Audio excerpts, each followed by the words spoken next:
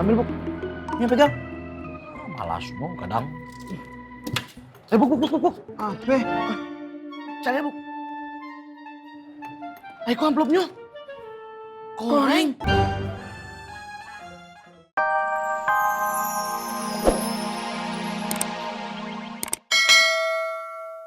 Nanti di akhirat berat siksaan.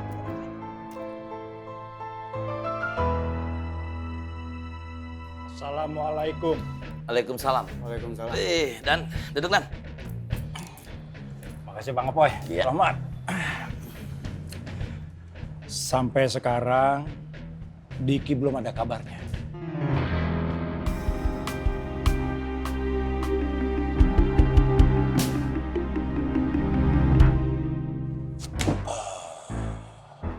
Pak Tur, Nggih, Dewi. Pak Tur. Saya itu mau minta tolong nih sama Pak Tur. Ngapa lu? Pakai manggil-manggil laki gua.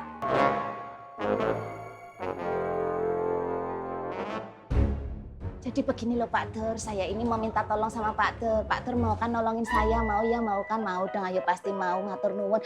Jadi saya jelasin dulu, saya ini besok akan mengadakan gladi resik prosesi sungkeman.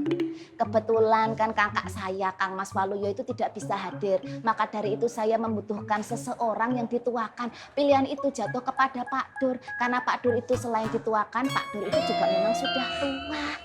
Gimana, mau ya? Kagak boleh. Cari aja orang lain, jangan laki gua. Mak kalau ini bilang dong. Mak pengen toh saya ajain gladi resik. Ya udah kalau gitu enggak apa-apa. Jadi besok itu Pak Dur gladi resik jadi kakak saya, emak gladi resik jadi tukang yang angkut-angkut janur kuning. Gimana? Gua kagak kepengenan. Ngapain gua bantuin lu? Saya kan ngomong sama Pak Dur bukan sama emak. Gimana Pak Dur? Pak Dur mau kan bantuin saya. Besok acaranya dilaksanakan jam 7 sebelum Mas Dharma itu berangkat ke pasar Genjing. Iya. Iya.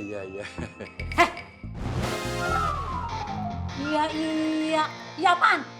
Oke lah, tonggo tuh kan harus guyup, bantu-membantu gitu toh ya. Yang dibantu itu tetangga yang model apa gimana? Kalau model dia, siapa pembantu? Saya kagak redo. Nyun sewu mak, saya ini nggak ngerepotin Pak Dur, saya ini nggak ngerepotin emak. Kalau saya dibilang ngerepotin itu, saya sudah minta tolong, terus Pak Dur saya suruh nyiapin semuanya sendirian. Ini kan enggak, jadi nanti Pak Dur tinggal datang aja. Masalah blangkon, beskap, jarik, keris, selop, semuanya atribut Jawa sudah saya persiapkan. Saya itu cuma butuh dedeknya Pak Dur, figure Pak Dur beserta keriput-keriputnya yang everlasting itu. Kagak. Gua nggak kasih. Awas.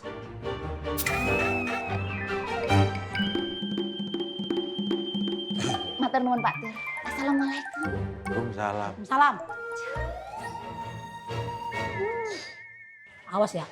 Kalau mau bantuin juga, mau tidur di luar lagi.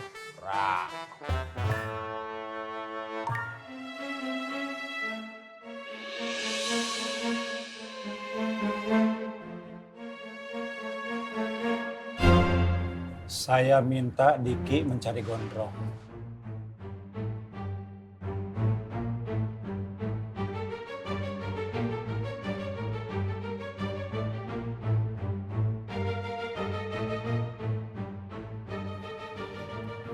Kenapa lu berdua ngeliatin gua?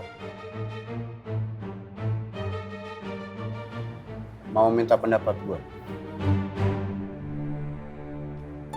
Gua kan udah bilang, gua udah nggak ada lagi urusan sama Mahmud.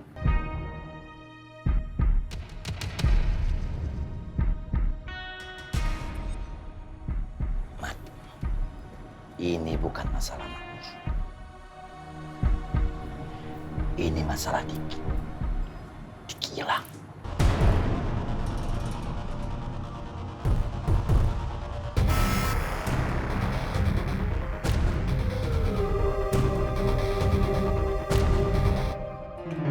Ambil, Bu. Ini pegang. Malas dong kadang. Bu. Apa? Cari, Bu. Ayo, kok amplopnya? Goreng.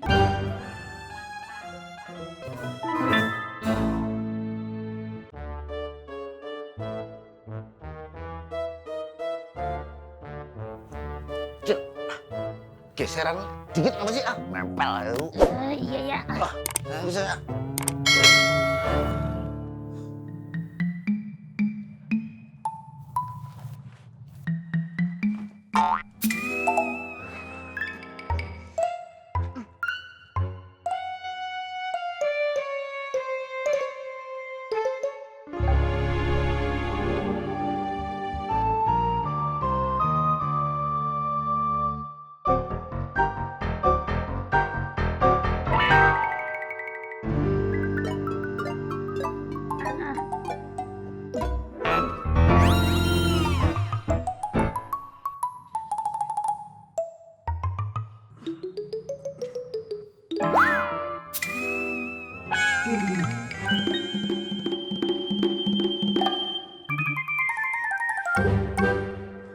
Abang-abang pada nggak yuhu.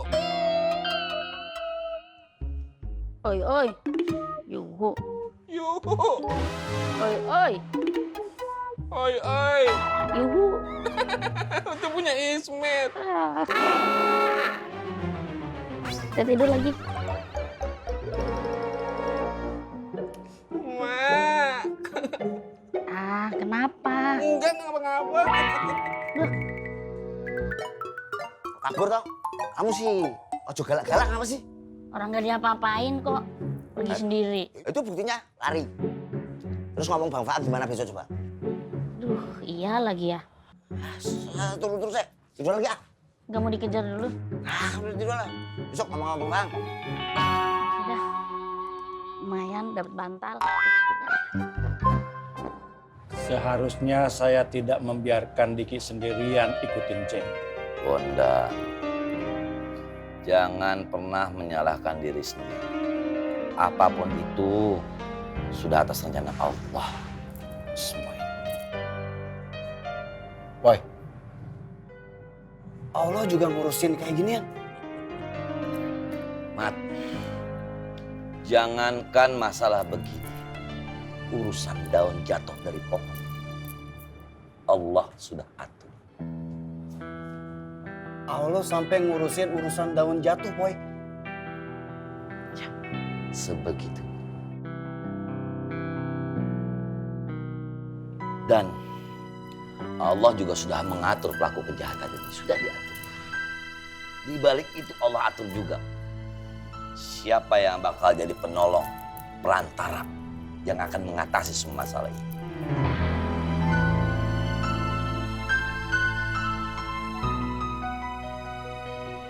Goreng.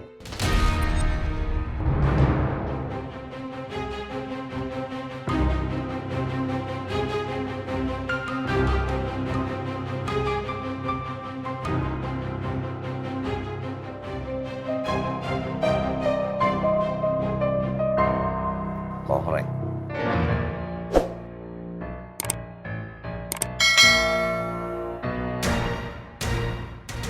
Iya, Boy. Hilangnya Diki pasti ada hubungannya sama Koreng. Mat, Diki itu mengikuti Jenggot, bukan Koreng. Koreng itu lebih licik daripada gurunya.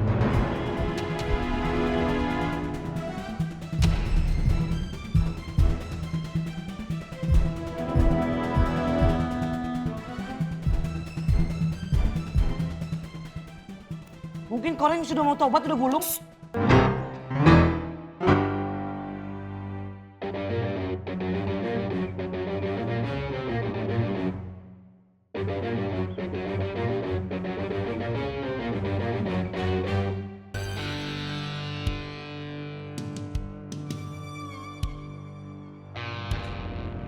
Woi, jangan pergi lu.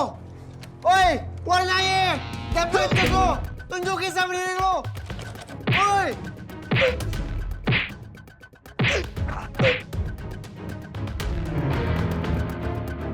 Woi, jangan pergi lu.